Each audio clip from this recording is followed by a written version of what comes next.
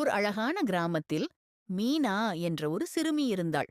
அவளுக்கு இனிப்புகள், chocolate, chips எல்லாம் மிகவும் பிடிக்கும். ஆனால் காய்கறி மட்டும் அவளுக்கு பிடிக்காது. அம்மா, காய்கறி வேண்டாம் என்று தினமும் சொல்வாள். ஒரு நாள் இரவு அவள் தோட்டத்தில் விளையாடிக் கொண்டிருந்தபோது திடீரென தூங்கிவிட்டாள்.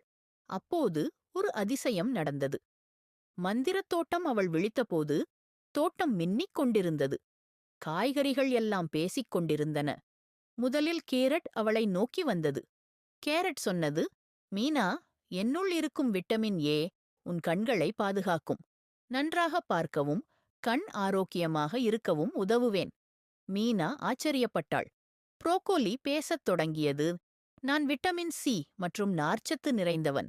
உன் உடலை நோய்களிலிருந்து காப்பாற்றுவேன். சளி, காய்ச்சல் குறைவாக வரும்.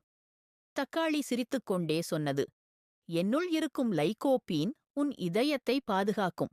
உன் தோல் அழகாகவும் பிரகாசமாகவும் இருக்கும். பசலை கீரை பெருமையாக, நான் இரும்புச்சத்து நிறைந்தவன். உன் இரத்தத்தை பலப்படுத்துவேன். உனக்கு சோர்வு வராமல் சக்தி தருவேன். மேலும் காய்கறிகள் சேர்ந்தன சோளம். நான் சக்தி தரும் கார்போஹைட்ரேட் நிறைந்தவன். விளையாட அதிக ஆற்றல் தருவேன். வெள்ளரிக்காய், நான் உடலை குளிர்ச்சியாக வைத்திருப்பேன். உன் தோல் ஆரோக்கியமாக இருக்கும். பூண்டு, நான் உடலின் நோய் எதிர்ப்பு சக்தியை அதிகரிப்பேன். மீனாவின் உணர்வு. மீனா சற்று சிந்தித்தாள். நான் உங்களை சாப்பிடாமல் இருந்ததால் என் உடல் பலவீனமாக இருந்ததா? அனைத்து காய்கறிகளும் ஒரே குரலில், ஆம், நாம் எல்லாம் சேர்ந்துதான் உடலை முழுமையாக ஆரோக்கியமாக வைத்திருப்போம். மாற்றம். அடுத்த நாள் காலை மீனா அம்மாவிடம் சொன்னாள். அம்மா, இன்று முதல் நான் வண்ணக் காய்கறி சாப்பிடுவேன். அவள் தட்டில் சிவப்பு, பச்சை, ஆரஞ்சு நிற காய்கறிகள் இருந்தன.